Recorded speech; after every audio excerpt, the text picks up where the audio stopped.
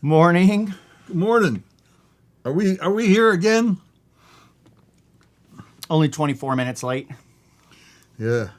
I don't know if anybody watches us at 8 on the money.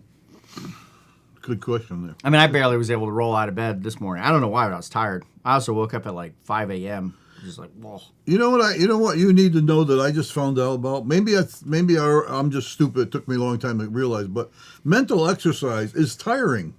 Well, yeah, dude. It's seriously taxing. The brain uses the most amount of energy. Even if you're just sitting here, respiration and brain power use more calories than your entire No wonder body. I'm tired out. My brain is like unbelievably massive. Of course it is. Of course it is. I mean, I'm using massive energy. I get home, I'm tired. I'm only using my brain. I'm not doing anything. So anyway, what I want to say is, welcome. Thanks for coming in. Last time we talked about a ceiling in leadership, trying to break through that covering over you. There are a lot of different ceilings in leadership. And one of them that's very important in leadership, and by the way, this is Catch the Vision broadcast. It's still titled that, right? I think on YouTube I saw. That's what I would call it. And Yeah. Catch the Vision we're dealing with leadership. And while we're dealing with leadership, we're talking about aspects of leadership and things like that. I'll have experience and knowledge and with Mike and that kind of stuff. But I'm concerned that if leaders are listening, that they catch something that helps them go forward, go on a little farther. One of them ceilings is that's over us that we can't seem to break through, we can't seem to conquer, is what we talked about last time. Is that's kind of like a covering umbrella kind of thing that is over us for breaking through in different different things that you're endeavoring, things that you're trying. The other one I want to talk about is frustration. And frustration, I didn't realize, but I do realize that it's very prevalent in leaders because there's so many things out there to conquer.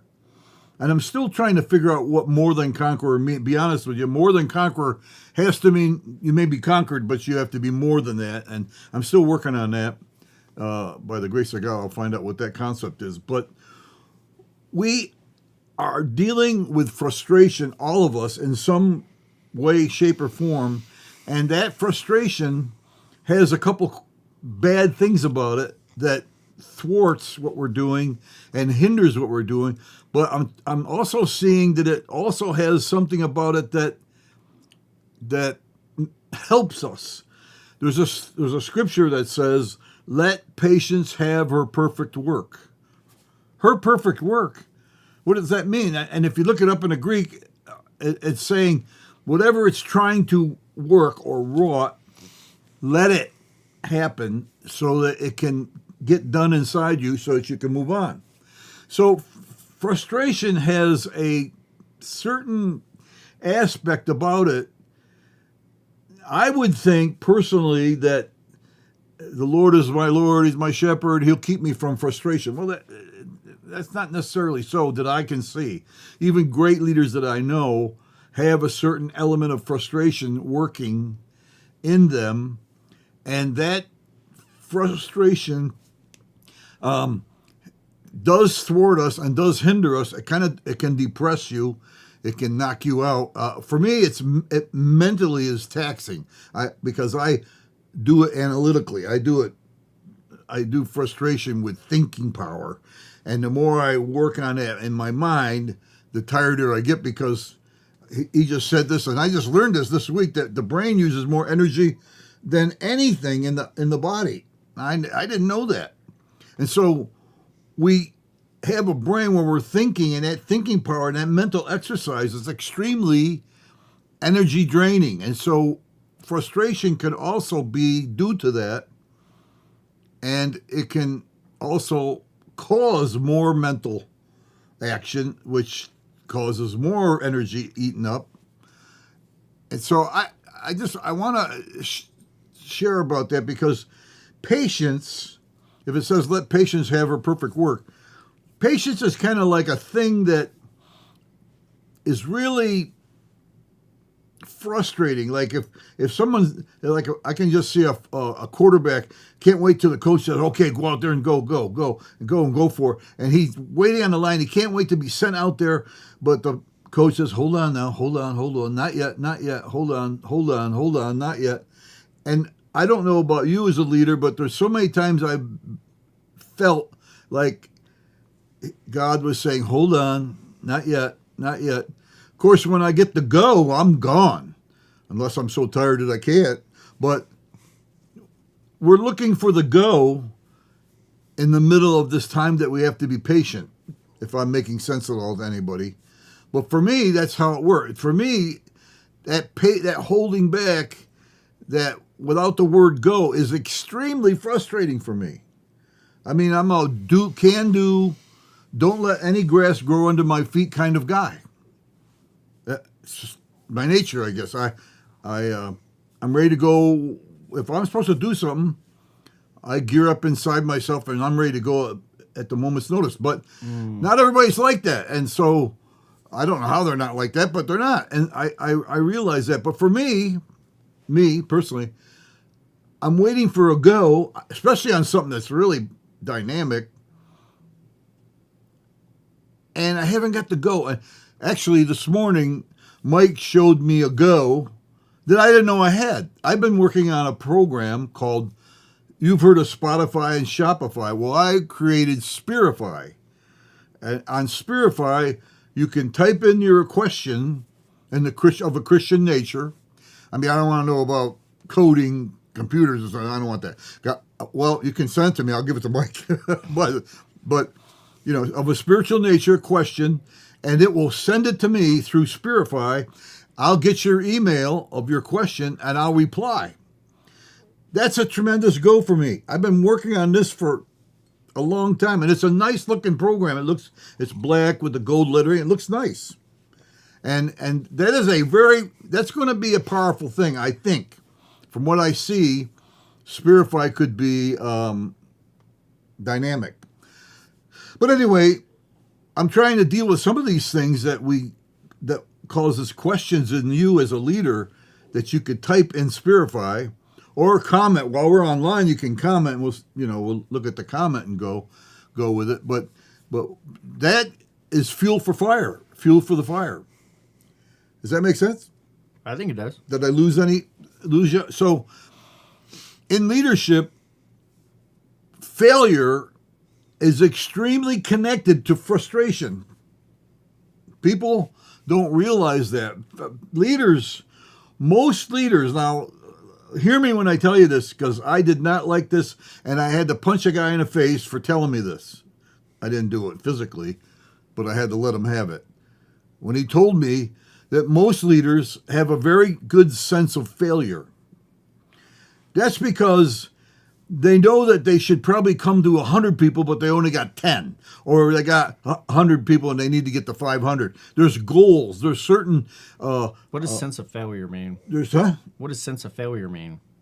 Yeah, a sense of failure, like they realize that they're not quite measuring up or they have a certain failure in their life. Now, we got leaders. I just found another leader that fell again.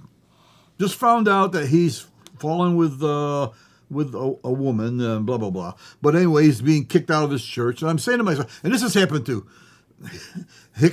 Mike Hickel, Robert Morris. There's so many leaders that had this inner failing, and that is a major frustration for them. They can't seem to conquer it. They know they shouldn't do it, but they don't conquer it. It's a ceiling over them that they can't break through. And so they have something in their life that is a failure to them. Now, some failures to me are not the same as failures to you. So it has to be individualized for you. But you have a failure in your life that causes frustration too, because it's kind of like a roadblock. While you're walking down the road, everything's fine, and then here's this big roadblock in front of you. And actually, it's a landslide across the road. You cannot walk that road until you get through this landslide, or you climb over it, whatever. So leadership includes all those typical difficulties and obstacles as any other field. I mean, everybody has it in some way, shape, or form.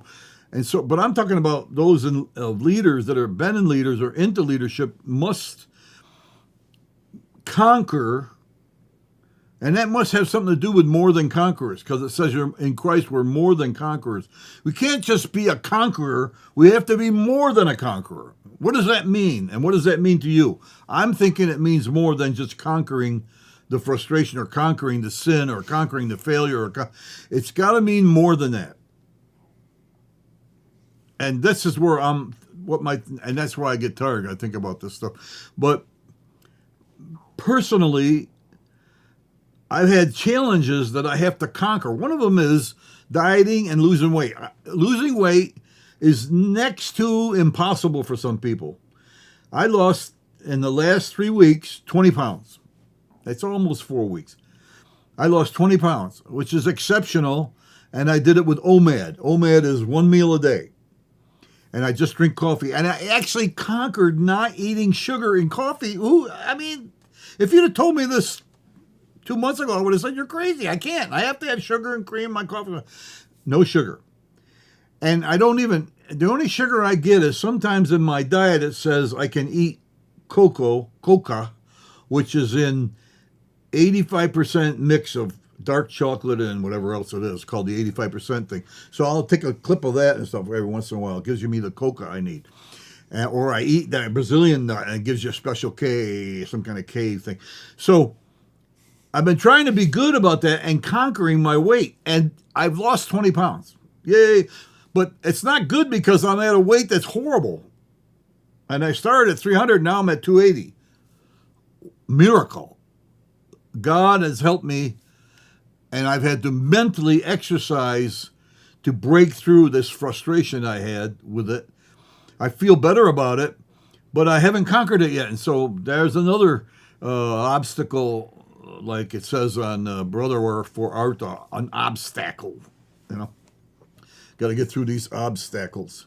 And so in being able to break through that weight problem and conquering sugar, which is a whole nother deal, and addiction, people are addicted to sugar like you can't believe, and throughout the country, and then conquering the Spirify. And I'm putting products online on online store, and getting that understood and down is just so frustrating for me. So frustration can make a better person. Sin doesn't make a better person, but some of that failure in us, or sin, that frustration also forms something in us. And we have to let it work its work in us so that we are stronger in the core. I'm doing Tai Chi every morning. Tai Chi, are you kidding me? It's another conquer that I've been doing in the morning. I do Tai Chi, chair and walk-in Tai Chi. I do kind of mix. You don't know how hard that is to get up at 4 in the morning, 4:30 in the morning. I have to take off driving at 5. So for a half an hour, I do the Tai Chi. And yes, I feel better. Yes, I can do things I couldn't do before. But the challenge is astronomical. So leadership can also cause victories in other areas.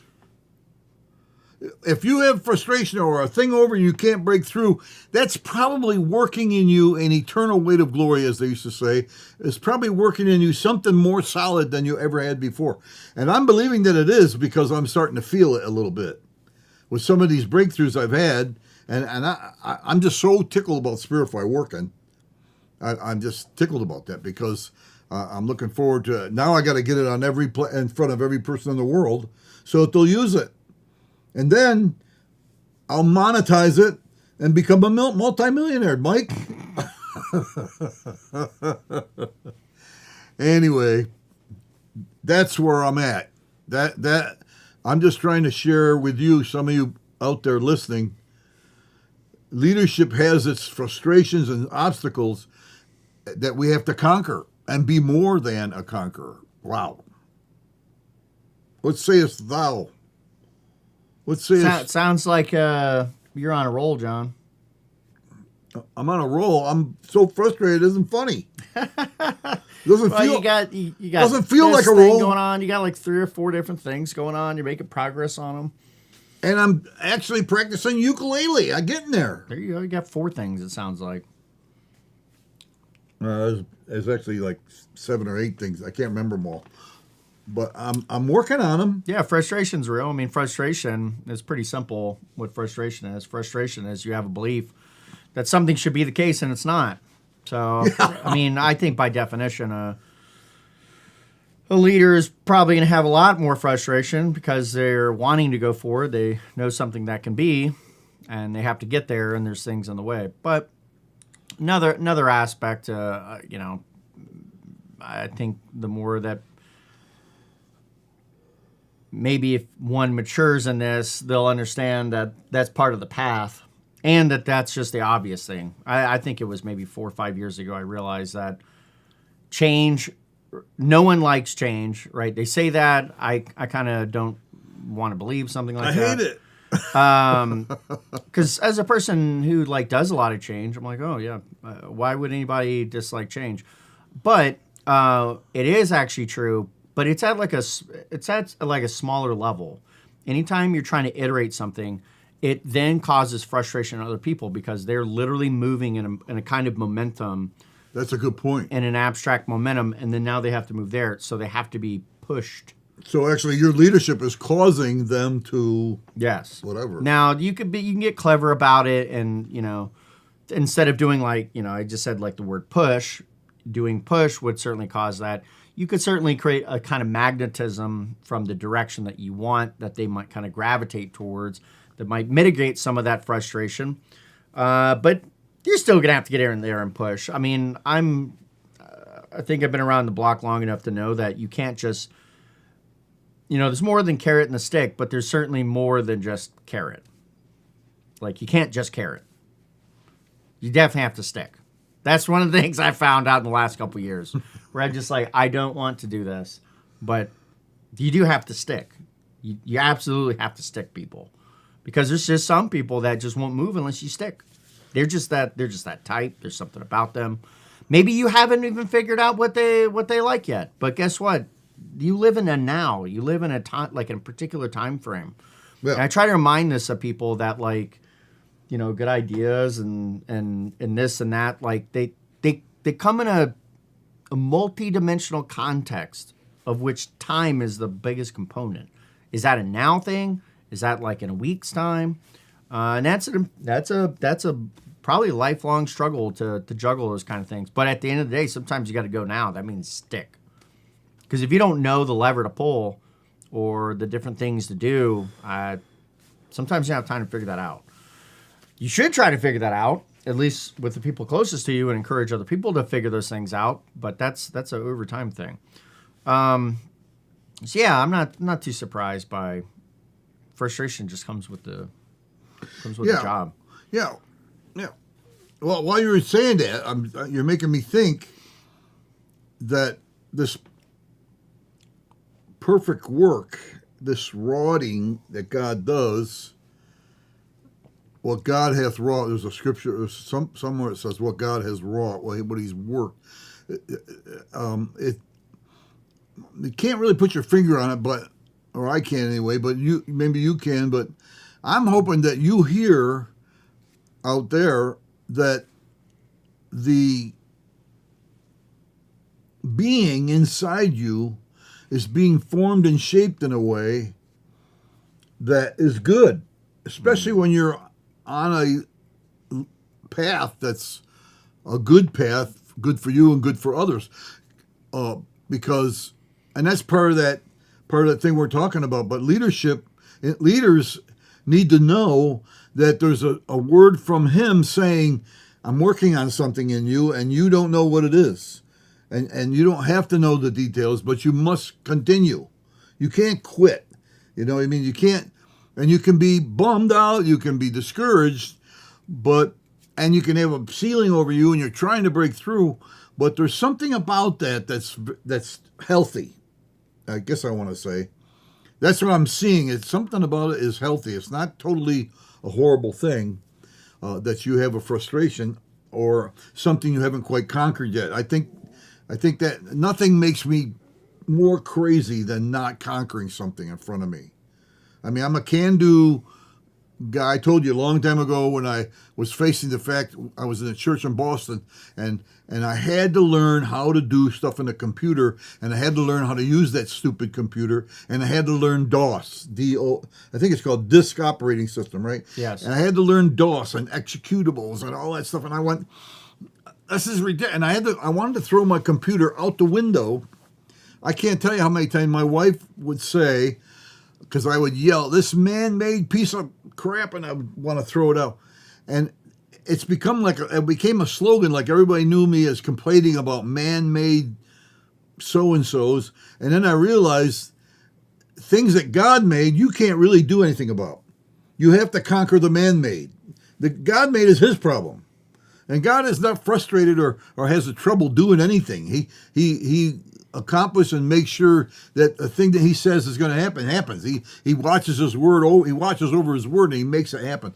But we're not that way. And so, while it was man-made, I had to. Once I conquered it, of course, then Windows came out, and that made me mad. I'm like, I could have waited a year or so, and I would have Windows, and I would have been fine. Because I never went back to DOS again. I didn't have to.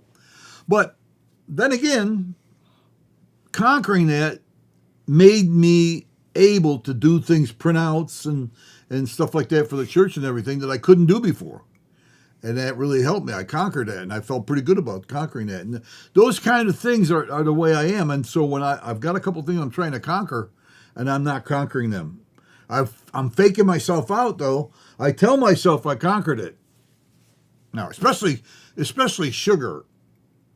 I deceived myself so many times on sugar. Well, just a little bit here and a little bit there. No big deal. But I couldn't do it without it. And then when I cut it out cold turkey, and it took a while I didn't like it at all. And now I'm finally at a point where coffee and cream, a little bit of cream is it. That's it. I even drank a whole black coffee one time. It's a miracle. I mean, one time. But I mean, you don't understand. That's a big deal for me. I was a sugar addict. So for an addict to go cold turkey, he has to brag about that. He has to say, wow, I didn't hit up the sugar. Yes, apparently. Well, so I'm just trying to share something natural and normal and common to man and common to us leaders, to glean from that an encouragement, because we are so. This is a world full of confusion and full of crap that makes it even harder to conquer stuff. It makes it even harder to overcome the thing over us and to overcome certain things. It's just, so I'm in that world. I don't know about you guys, but I'm in that world where, these kind of things are difficult. What do you mean? Yeah, I mean, anything you're doing is one's that's new what I'm that's saying. doing Anything. is probably difficult, has this elements to it. I mean, there's nothing really. I don't get a call from town.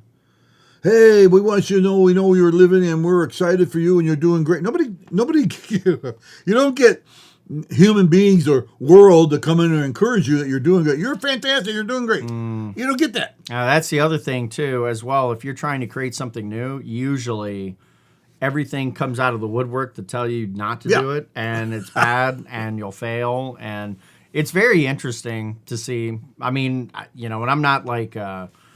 I'd love to think that I'm better than those kinds of people, but I know I'll do the same thing too. If I think through what they're doing, I'm just like, mm-mm. But on the same token, oftentimes I'll say, a little defense of myself would be like, again, within a context of like, I don't think you have enough effort in you to do the thing that you want to do, that it's so easy to say to go do, which is a little bit different than that can't work or whatever. But for sure, it is very interesting. Like your spouse is, the spouse can be very supportive or whatever. They're not supportive of new ideas. It takes a while. They're like the first person you have to win over. Yeah. There's that whole process. Yeah. Oh, that's another story too. Yeah. So it's one of those things, and I feel sort of prepared for this because again, I've read all these business books. I've certainly consumed a lot of like business thought out there, and entrepreneur thought in particular, and that's like the number one thing, which is like you have to just fight through the doubters and that, you know, whether it's going to work or not, and that's like a mindset, and that, you know, there'll be all these people that say these things. It's just that's like a known. It should be accepted.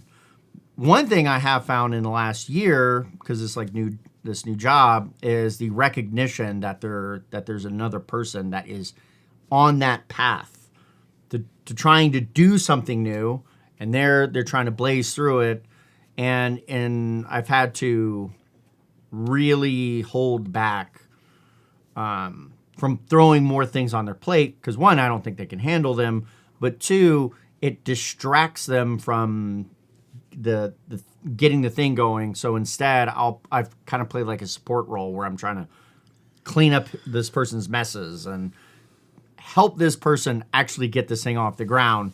Like me? Yes, I guess so. Yes, and not try to. He's helped me with Spirit Flag tremendously. Yes, not try to go too far with it because I started building you a custom platform, and I was just like, no, what are you doing?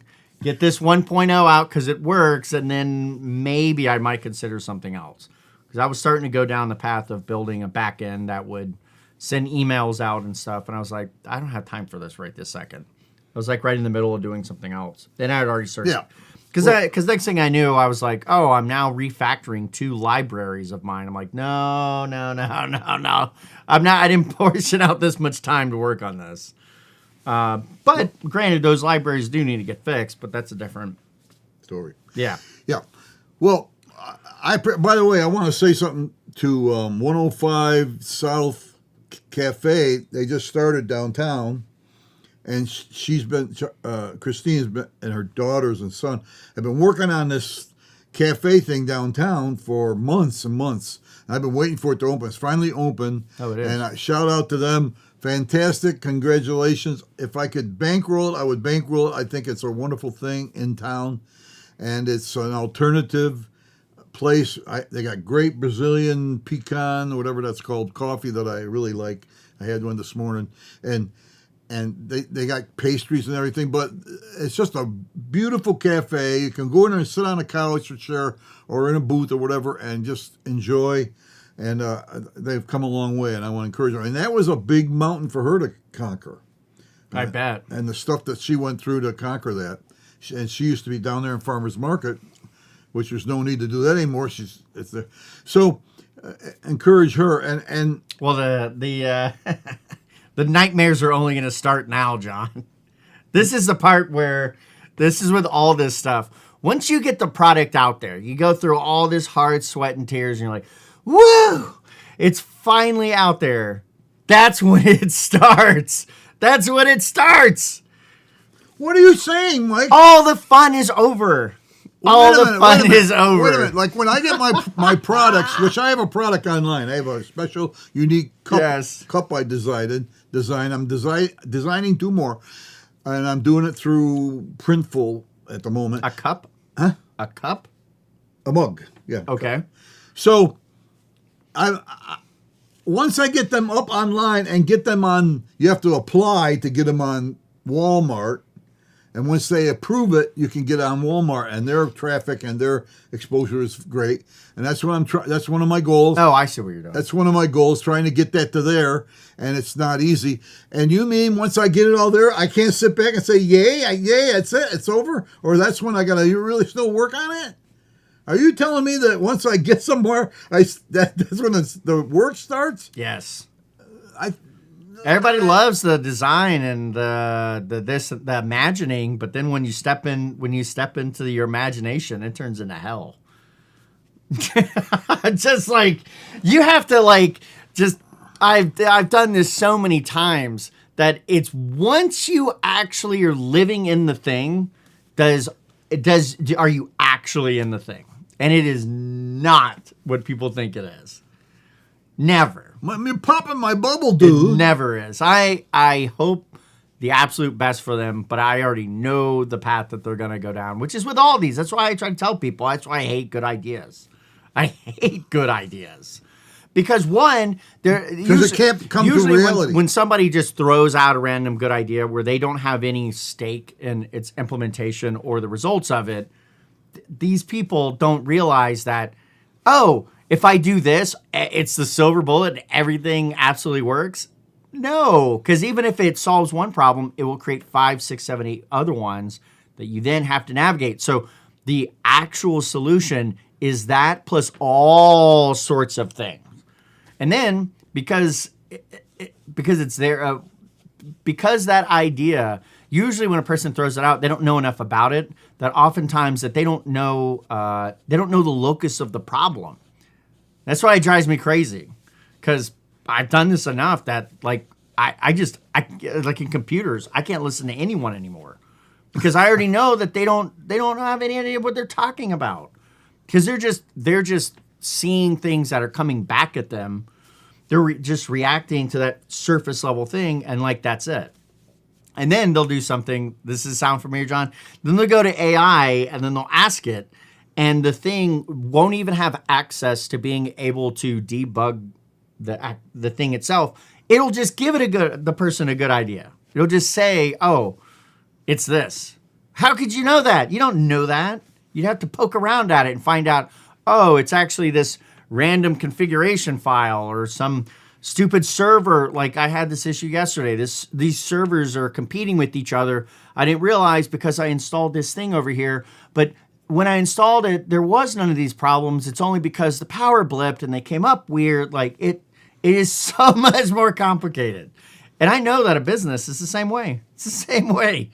Because you can imagine the simple things. You basically jumped and set the environment, but you don't actually know what happens next. But that's the exciting part. Okay, well, if you're listening, probably not, but if she's listening, don't listen to Mike, because you're going to be discouraged and you're going to quit the cafe. It's a good thing. It just needs marketing and all that kind of stuff. But I think it's going to be good. No, it just will require experience over time and working on it.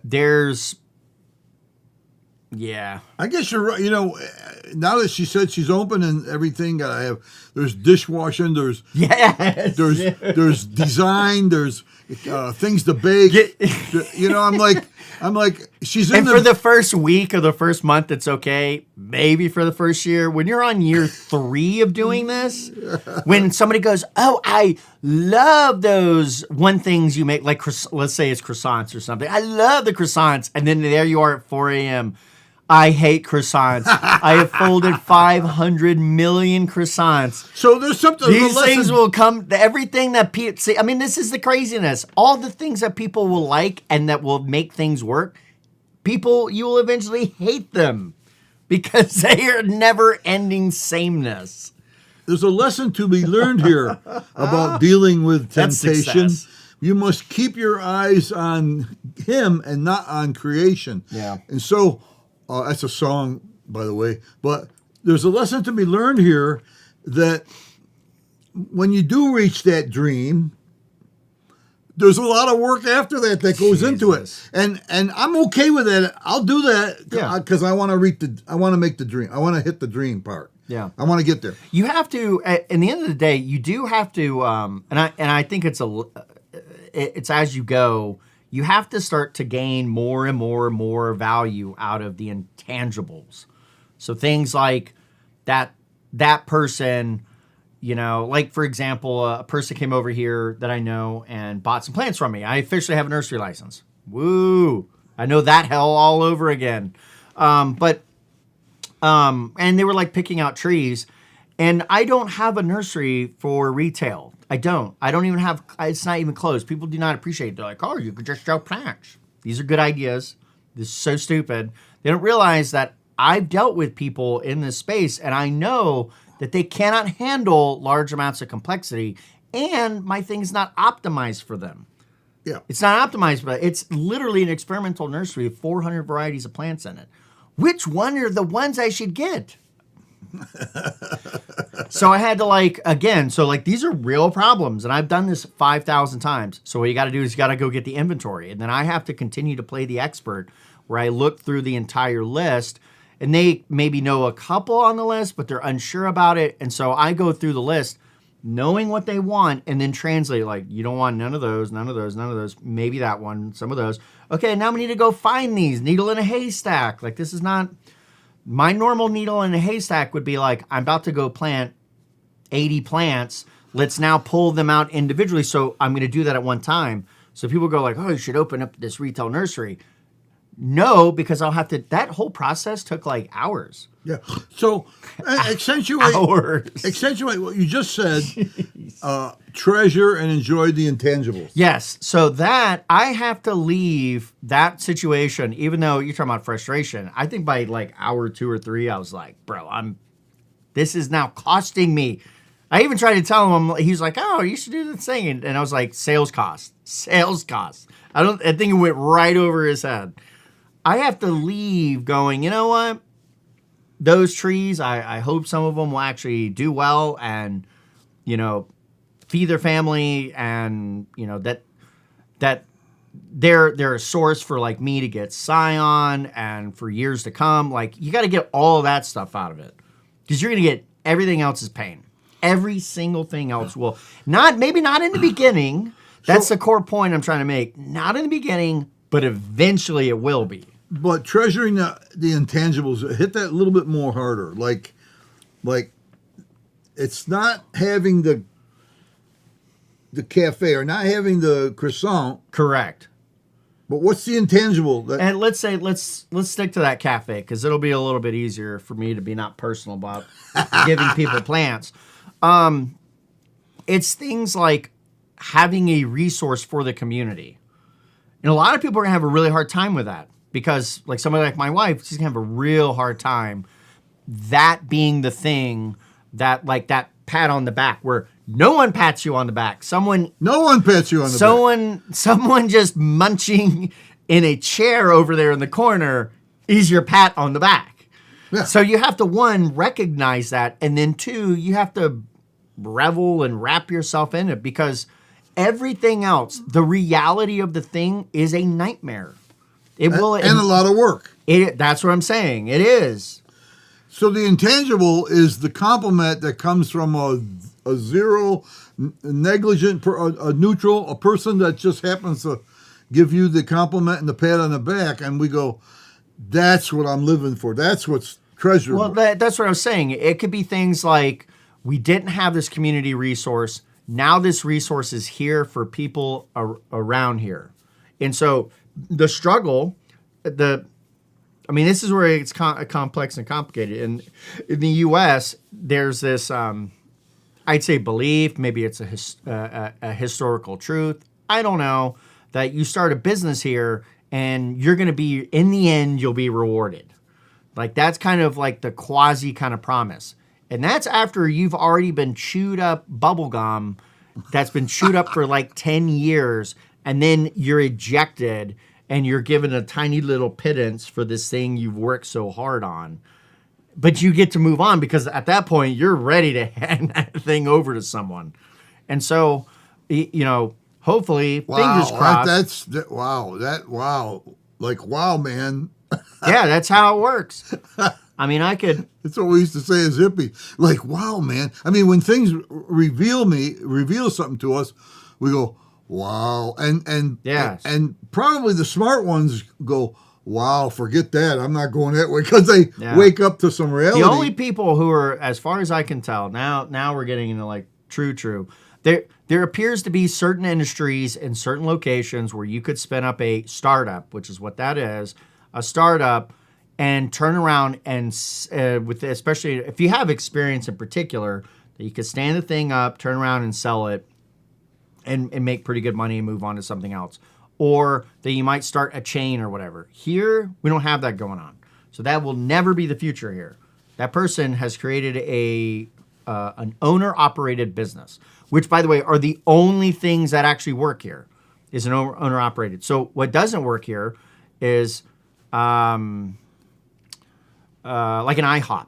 An IHOP can't come here, where They plant a corporate building that has like a corporate level store manager and all that kind of stuff. There's not enough traffic, and there's not enough people.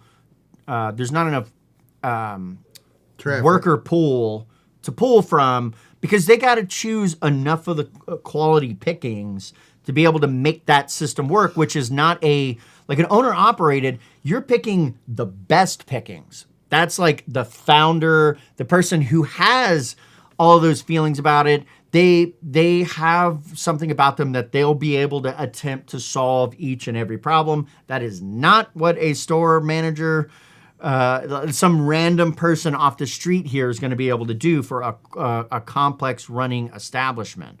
They might be able to do a small cafe that serves a tiny window that mostly is like grilled cheese. So really to be, what you're saying is to really be greater than what you're talking about that Mountain City doesn't have. To be greater than, you got to come across something niche, a real niche product that is somehow been brought out to the world, and the world takes it by a certain percentage. Correct. Yeah, by storm. By storm, but a certain percentage. Yeah, you have to have You're something. You're not going to get 100% of them. You have to have something that's so hot that you personally can't handle the growth of it, and other people would be desirable to hop into that situation. That is not at all what any of this stuff is going to be like. But it is like, I don't know, you come up with for some people it might be like some catch slogan on a t-shirt could technically be something like that. But it has to be something that is like, it's like the proverbial hotcakes that's going off. And there's different industries and different contexts and time. So like AI right now, certain aspects of like AI are like so hot. Now, it's not clear to me it's all aspects of AI. But I mention this because people don't really understand like business in 2026. The only people who are making like hand over fist robbery money are people who are literally the buyers of said kinds of businesses, where they give you the pittance and then they have the spread in the pittance because they have financial leverage. So they'll buy your thing that makes $200,000 and they'll give you $50,000, and then they'll take that spread between it. And those people, that's all they're doing, and they're rolling it up. They're actually creating an unsustainable business. Why? So they can create a large business to sell to an even larger business. I've tried explaining this to people, but that's like, there's different levels to this capitalism game, and the people in the middle, it appears to me to be the people who are making the most money, but they're basically doing a kind of highway robbery. Yeah, I see what you're saying. And then people way on the end, I'll say at the very, people on the very end, this is like Walmart. This is big companies, and what those big companies are doing is they make money by getting pennies and half pennies on things. In other words, they're optimizing down. So they'll buy these large things and they just start cutting like crazy and optimizing to the point where they get rid of all the fat and then they turn that into nothing but a machine. That's how the massive companies do it. You know, unfathomable machines. Let me tell you what, I have seen them with my own eyes. I went to a Oreo plant. Well, it's not just Oreos. It's Mondelez plant in Chile, and that's like one of their like world best plants or whatever. It's just mind-numbing. As a person who builds systems, I'm like looking around. I'm like, it might take me 1,000 years to be able to build all the things inside of here. For like, if I had to start over with what I know and go get off-the-shelf parts or whatever and build the things here, it'd probably take me 1,000 years. It's unfathomable. That's who, and that's my personal opinion. I think that the person who opens up a coffee shop thinks that they might eventually attain something like that, where I work on this long enough and I'll make like $10 million. No, you won't. No, you won't. No, you won't. Well, I mean, oh man. I mean, being worth it for all the pain. That's the thing. So in other words, you have to gain something else out of it because money ain't going to be it. Right. It just isn't. Right. Well, that's the intangible thing you need to find that yes, that is pleasurable and that you can treasure.